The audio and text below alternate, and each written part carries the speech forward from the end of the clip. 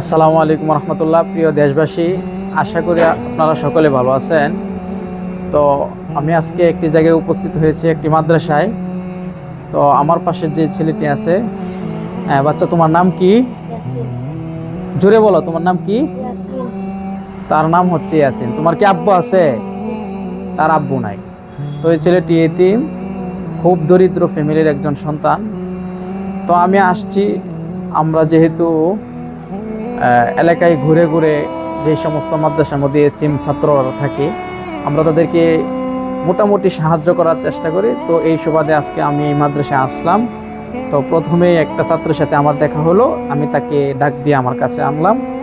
তোমার নাম ইয়াসিন না? তোমার আব্বু তো নাই। তোমরা কয় ভাই? 4/3। তোমরা 4 ভাই 3 বোন। তুমি কত নাম্বার? 3 নম্বর। তুমি 3 নাম্বার। এই ছেলেটা হচ্ছে 3 নাম্বার, বুঝছেন?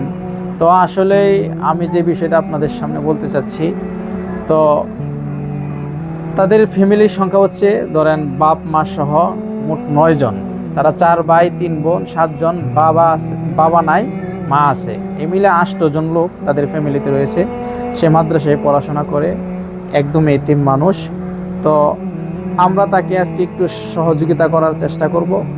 তো আমার মূল বিষয়টি হচ্ছে যে যেই যেখানে আপনারা সামর্থ্যবান আছেন, মাদ্রাসাগুলোতে আপনারা যাতায়াত করবেন। এতিম ছাত্ররা থাকে, একদম দরিদ্র ফ্যামিলির ছাত্ররা সেখানে বসবাস করে।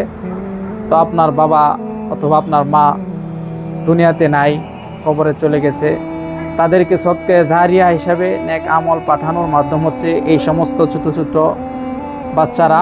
তাদেরকে যদি আপনি একটু সহযোগিতা করতে পারেন, একটা কোরআন শরীফ কিনে দিতে পারেন, বা একবেলা তাদের খাবারের ব্যবস্থা করে দিতে পারেন, আশা করা যায় আল্লাহ তাআলা এটার বদৌলতে আপনার বাবা মার কবরের মধ্যে আল্লাহ তাআলা শান্তি দান করবেন, কবরের আযাবকে বন্ধ করে দেবেন।